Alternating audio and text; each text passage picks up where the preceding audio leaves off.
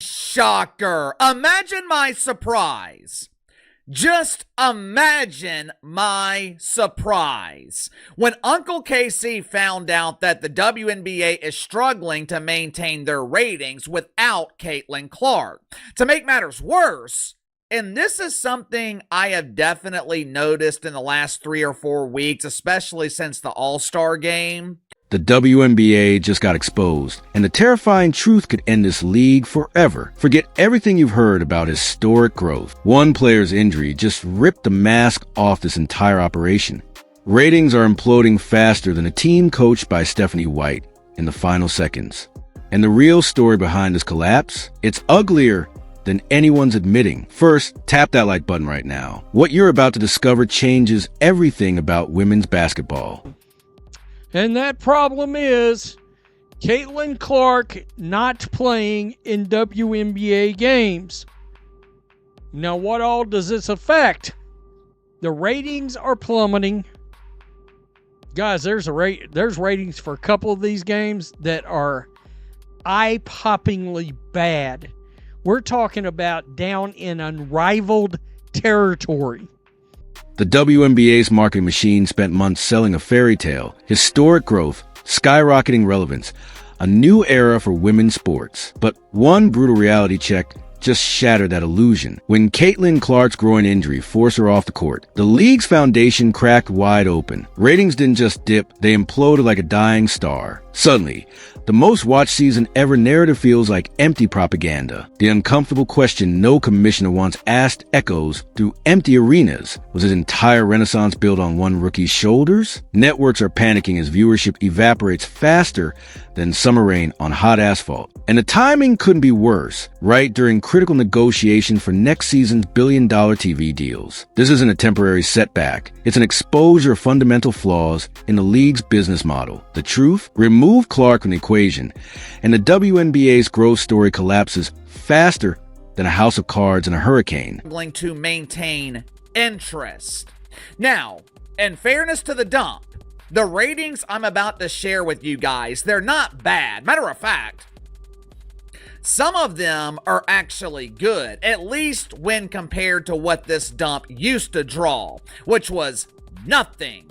But the reason I think the WNBA is in trouble has less to do with these ratings and more to do with what I think is coming. Let's dissect the league's only proven draw, Clark versus Reese. That initial May showdown wasn't just successful, it was a cultural phenomenon. But buried beneath the 3.1 million peak viewership was a disturbing pattern already emerging.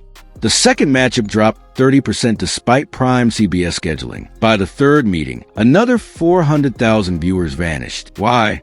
The novelty wore off as fans realized the league offered little beyond this manufactured rivalry. Worse, the basketball itself became secondary to controversy, flagrant foul debates, social media wars between fan bases, and endless analysis of on-court tension. The WNBA mistakenly believed drama could replace sustained competitive excellence. When Clark's injury finally removed the main attraction, the August 10th rematch became the ultimate test. Result? A humiliating 1.3 million viewers, less than half the debut's audience. The league's gamble on repetitive star-powered matchups backfired spectacularly, proving they'd failed to build genuine interest in the team, systems, or other players. The handling of Clark's injury reveals alarming desperation. Regular season. And the craziest thing about this last groin injury with Caitlin Clark is how it's been covered.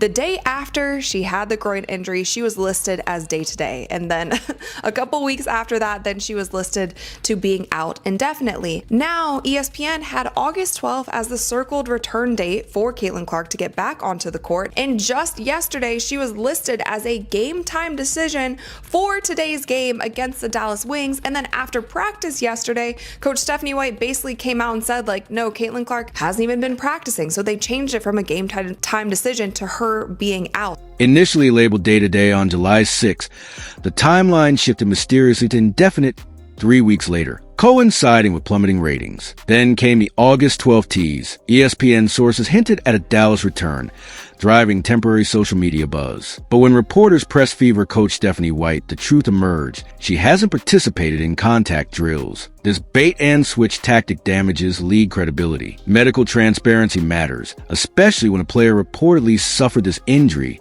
from cumulative contact. The WNBA faces an ethical dilemma: rush back their cash cow risking chronic damage, or protect her career while ratings hemorrhage.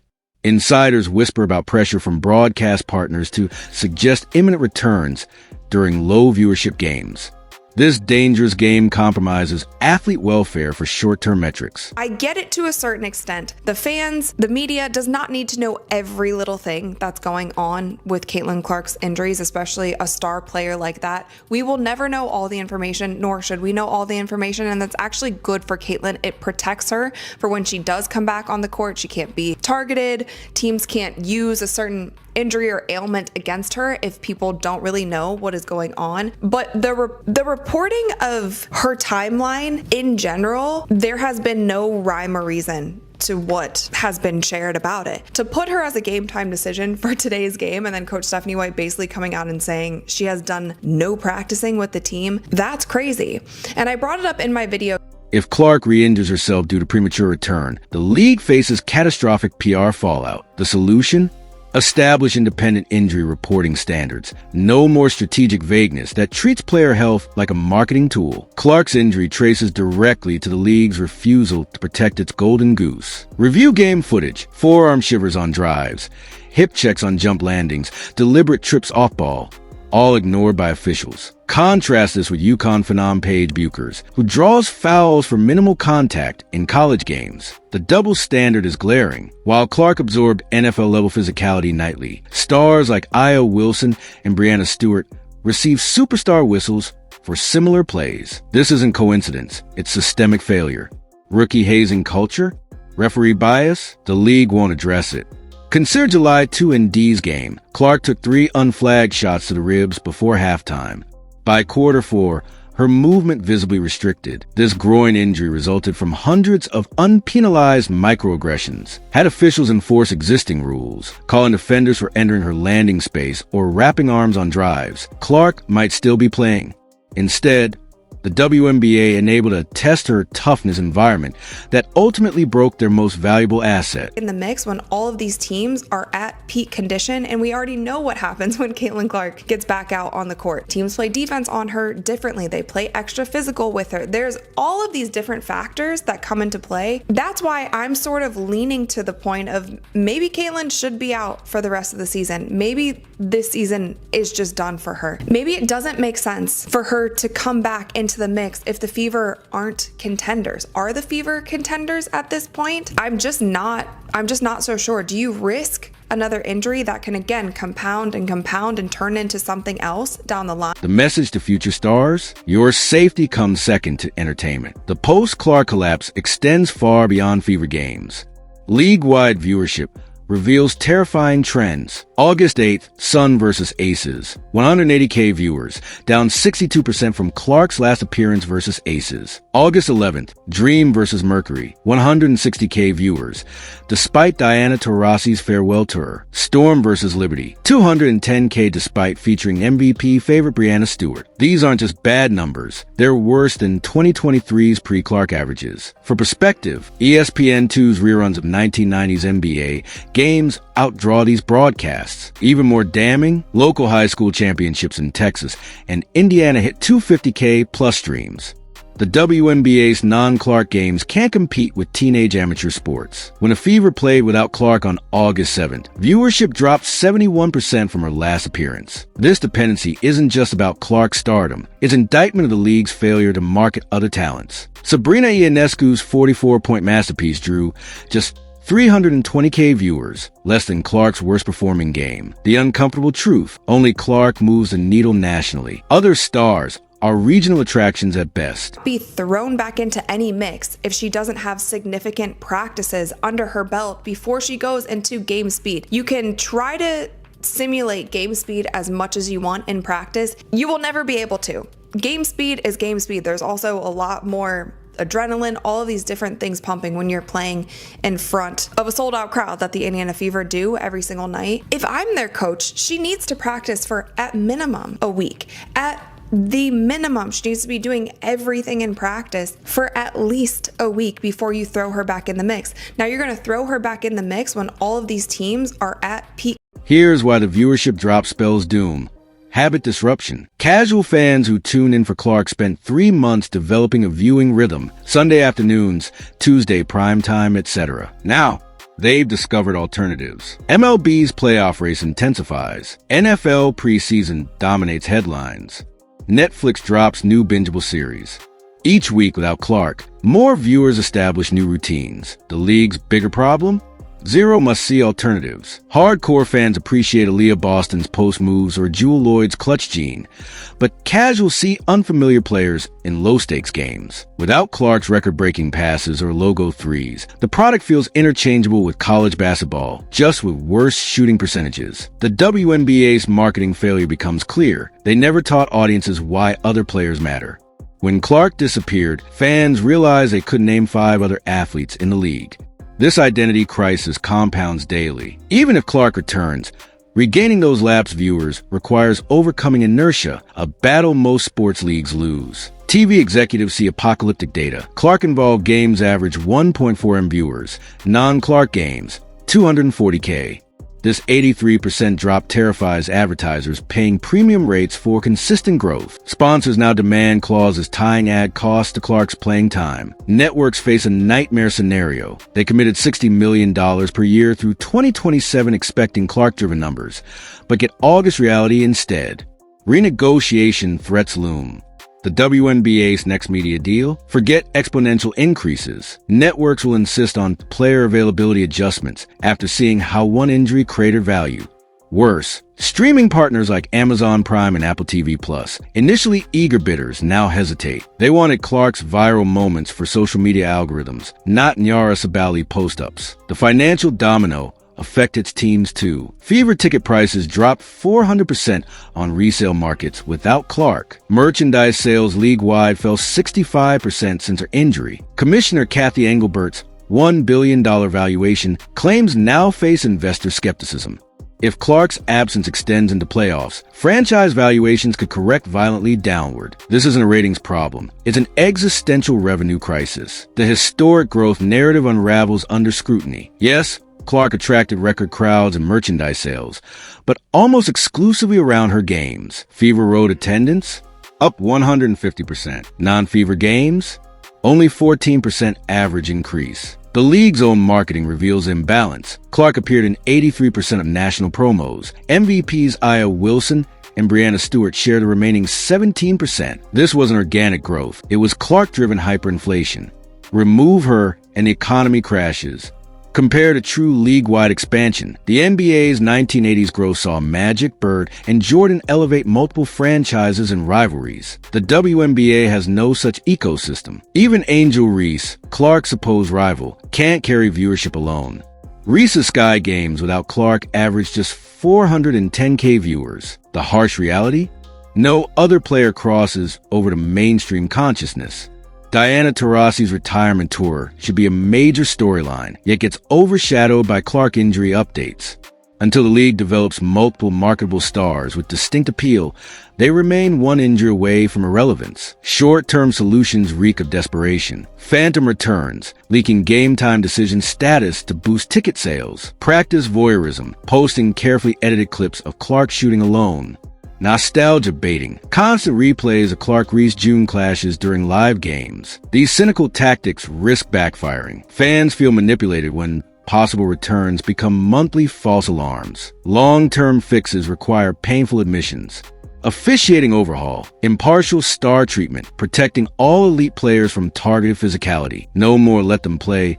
Excuses for dangerous contact. Marketing diversification. Spotlight rivalries beyond Clark-Reese. Why not promote Aces Liberty as a super team clash? Or Sadis Abali versus Alyssa Thomas as an athletic Marvel duel? Schedule engineering. Cluster star versus star matchups throughout the season instead of relying on one repetitive pairing. Access revolution. Mic'd up players. Behind-the-scenes series for multiple teams. Humanize the entire league. The hardest pill to swallow? Accepting that Clark's safety directly impacts business survival, investing in her longevity, through stricter officiating and minutes management isn't favoritism, it's financial prudence. Rushing her back risks turning a month-long absence into a career-altering injury.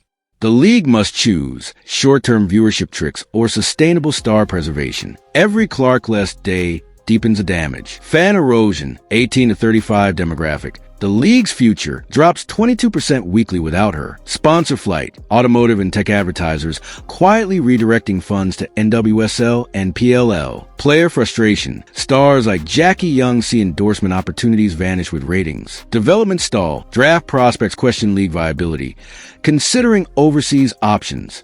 The playoffs loom as doomsday scenario. If Clark misses postseason, first-round games may draw less than 150K viewers, numbers that could trigger contract termination clauses.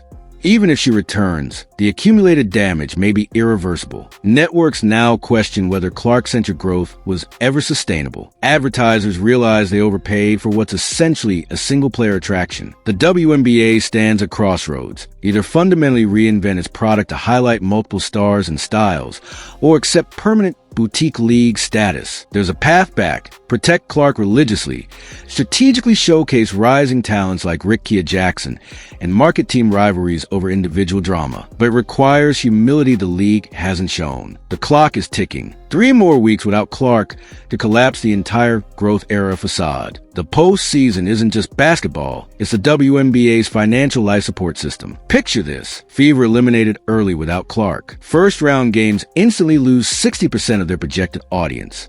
Advertisers trigger star absence, clauses demanding refunds for prepaid slots. ESPN scrambles to move semifinals from ABC to ESPN2, a demotion signaling lost confidence. But the real nightmare begins behind closed doors. Franchise valuations built on Clark Mania face brutal corrections. Potential expansion cities like Toronto or Philadelphia freeze negotiations, questioning the league's stability. Merchandise sales plummet as casual fans disconnect entirely. The ripple effect strangles future growth. Broadcast partner / 2025 offers by 40%, insisting on Clark guarantees. Sponsors like Google and Nike shift funds to NWSL and volleyball leagues. Arenas revert to half-empty buildings, killing concession revenue. Player salaries freeze as revenue sharing collapses. Even if Clark returns for playoffs, the damage lingers. Networks now see her as the only firewall against total viewership collapse. This creates impossible pressure. Rush her back prematurely or accept financial carnage. The league's nightmare scenario? A rain jury during playoffs broadcast nationally, turning their golden goose into a symbol of exploitation. Franchise owners would face shareholder lawsuits for prioritizing short-term profits over asset protection. The commissioner's seat becomes a pressure cooker as cities like Indianapolis demand answers for vanished tourism revenue. This isn't sports drama. It's a billion-dollar house of cards trembling in the wind. And even if she returns, what happens when teams keep targeting her? Expanded 498 words. Imagine Clark back on court in 2024. The initial rating spike would mask a terrifying reality. Opponents now know physicality breaks the Fever's entire system. Defenders will test her groin with hip checks on drives. They'll accidentally collide on landing space after threes. The hacking strategy intensifies because the league proved it works. Injure Clark, kill Indiana's offense. Officials face impossible pressure. Call ticky-tack fouls to protect the golden goose or let them play and risk another catastrophic injury. This creates 3 dystopian outcomes. The martyr scenario. Clark absorbs unprecedented contact until another injury ends her season permanently. The ref ball nightmare. Games become foul shooting contests as officials overcorrect.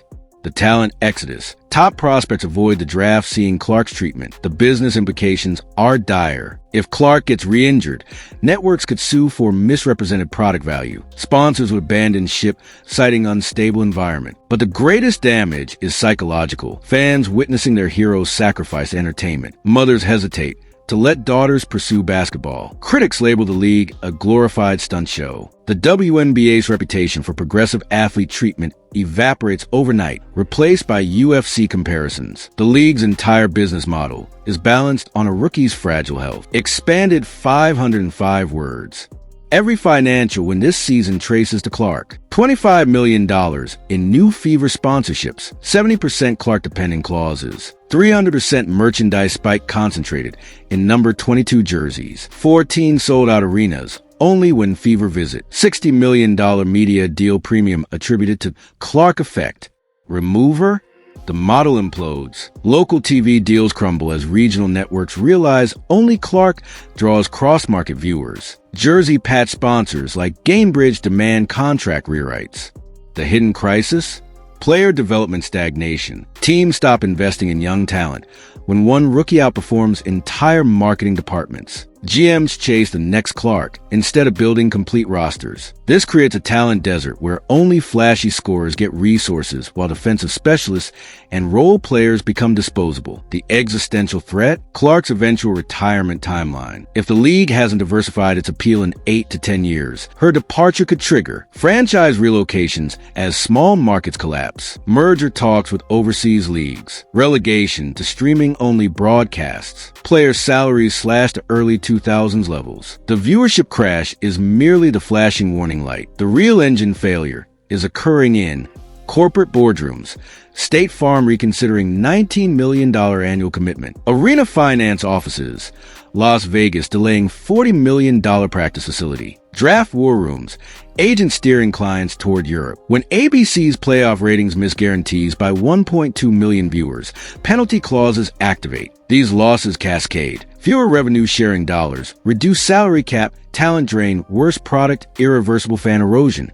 The league becomes trapped in a death spiral where only Clark can temporarily pause, but not reverse the decline. Because when your TV partners realize 70% of their audience vanishes with one player, expanded 491 words. Network accountants now see the terrifying math. Scenario average, viewers ad revenue per game. Clark active 1.41 M $420,000. Clark inactive 240K $72,000. Lost dash 1.17 M minus $348,000. That 83% revenue drop makes WNBA broadcast a liability. Program directors start swapping games for cheaper studio shows or reruns. The hidden casualty? Broadcast quality. Networks assign rookie production crews and second-string announcers, making the product feel minor league. This becomes a self-fulfilling prophecy. Reduce investment, worse presentation, fewer viewers, further cuts.